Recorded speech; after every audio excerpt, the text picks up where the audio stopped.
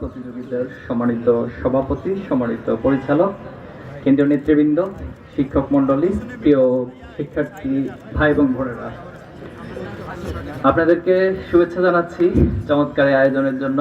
মূলত আমি আমাদের সাংগঠনিক একটা প্রোগ্রাম ছিল, আরেকটা প্রোগ্রাম আছে একটু পরে। তো নামাজ পড়তে আসার পর জিজ্ঞেস করলাম যে এখানে কি প্রোগ্রাম হচ্ছে। ভাইরা বললেন যে ছাত্র দলের প্রোগ্রাম হচ্ছে। তখন বললাম একটু দেখা করে আসি। তো দেখা করতে আসার পরে মূলত ভাইদের পক্ষ থেকে বক্তব্য দেওয়া।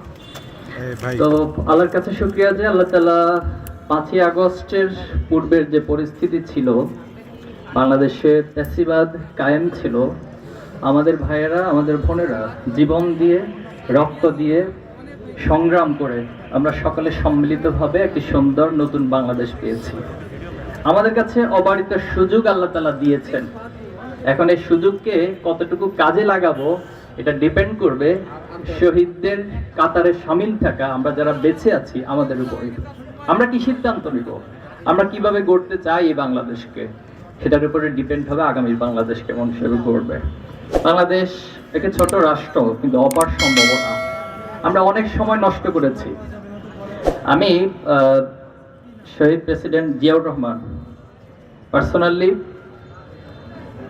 এখন পর্যন্ত বাংলাদেশের দূরদর্শিতার দিক থেকে, আধিপত্যবাদের বিরুদ্ধে অবস্থানের দিক থেকে এবং ইনক্লুসিভ বাংলাদেশ, যেটা এখন আমরা অনেক বেশি বলছি, সেই ইনক্লুসিভ বাংলাদেশ গঠনের দিক থেকে এবং পার্বত্য চট্টগ্রাম 71 পরে আপনারা জানেন অনেক সমস্যা ছিল, কিন্তু জিয়াউর রহমানের দূরদর্শিতার কারণে এখন পর্যন্ত আলহামদুলিল্লাহ পার্বত্য চট্টগ্রাম বাংলাদেশ তার অবস্থান শক্তভাবে রাখতে সক্ষম হয়েছে।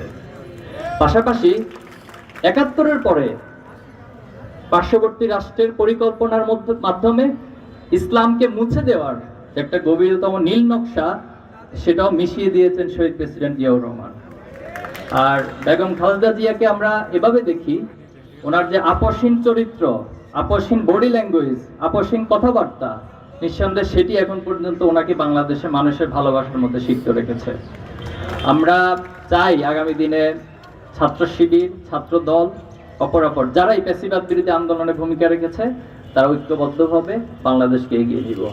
রাজনৈতিক মাঠে এক একজন আদর্শ, এক একজন চিন্তা, বক্তব্য আলাদা থাকবে, এটাই রাজনৈতিক সৌন্দর্য, এটাই বৈচিত্র্য।